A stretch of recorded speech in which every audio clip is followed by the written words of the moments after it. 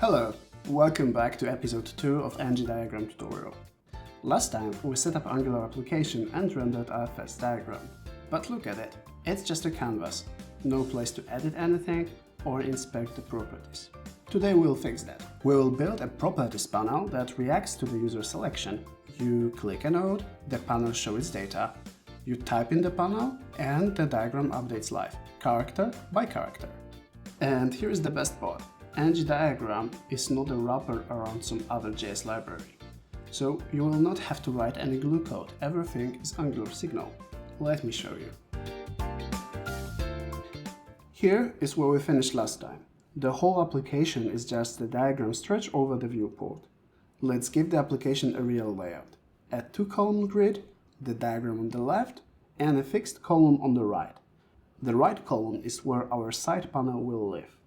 We are using a plain Tailwind styling, and I don't want to talk too much about Tailwind, so let me just paste the new layout here.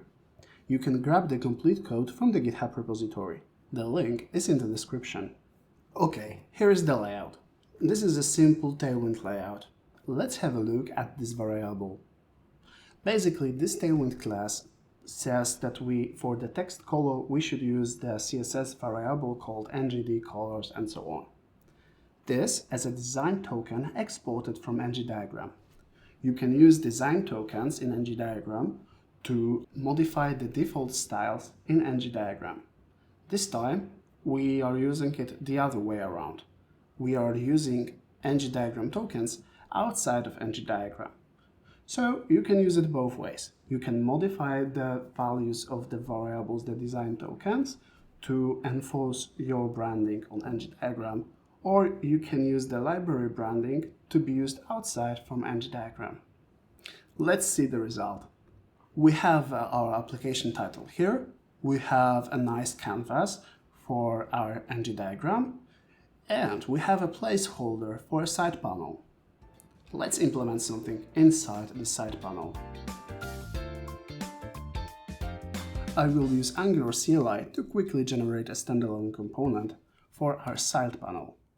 Now, let me use it in our layout, and let's check how it looks like. Cool, we have an empty side panel here. Now, again, let us insert some Tailwind layout for the side panel. Here we have a Tailwind layout for our side panel. Right now it displays a hard-coded label and also a hard-coded value. But let us change it and integrate with the actual selection on ngDiagram. Let us use the selection service from ngDiagram. All the services are exported as injectable Angular services from the core of the library. As you can see here, you can use NgDiagramSelectionService to inject selection service that will let you interact with the actual selection. But where does this injectable definition come from? Remember in the previous episode when I said we have to define provide ngDiagram?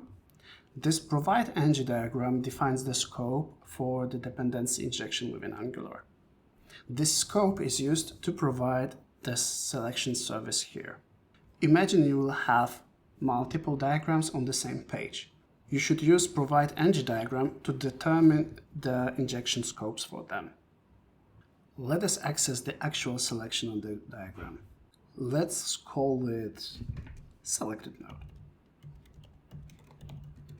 And let's make it computed based on the signal from the selection service.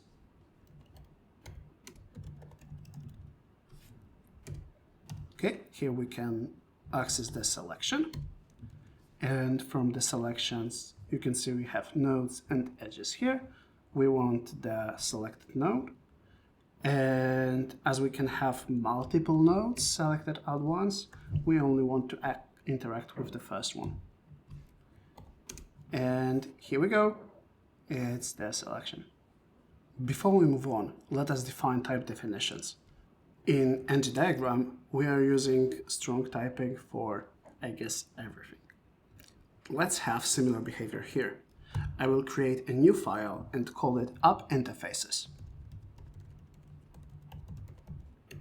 Within this file, I will add a definition for node data.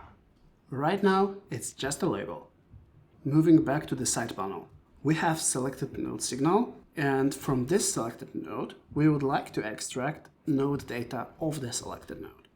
Once again, we have used computed, but this time, based on the selected node, we are extracting the data, casting this to node data, the interface that we have declared earlier, and note that this can also be undefined.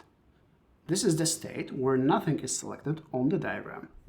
Moving back to the side panel, we will now replace this hard-coded label here with the actual value from the node data. We have node data, which can be undefined, and then we are reading label. And we can use this autocompletion thanks to the strong typing we have provided earlier. Let us have a look back to the application. Now, nothing is selected, so the label is empty. Now, when I select anything, we can see the label in the properties sidebar. It's worth to notice how we did not write any subscription here, nor no ng-on changes, no manual change detection. The bridge between the Canvas library and Angular is actually no bridge. It's all Angular thanks to signals and ngDiagram. Reading is half of a story, actually the more boring one. Now let's write changes back to the model. I will replace the paragraph here with the input field along with the label. Let us actually ensure if the node data is selected. If not, we will display the information that nothing is selected on the diagram. Okay, here we go. We have an input field. Let's go back to the component. Here, let us create onLabel change. To modify the value inside of an NgDiagram model, we will need yet another service from NgDiagram. Cool, we have a model service. We can use this model service to update the label. How do we do that? First, let us get the actual node that we have selected. Then we will use updateNodeData method from model service to apply the new label to the node data. Nice, it looks like everything should work together. Let's come back to the application and check how it works. We have now selected this node in the middle. We can see we have input here. Let us change it to just manager accepts the process. Cool. You can see how the value on the diagram changes while we are typing. And you can see how the whole diagram updates to adjust the content. Let's summarize what we built today. We gave the application a two-column layout, themed with NgDiagram CSS variables.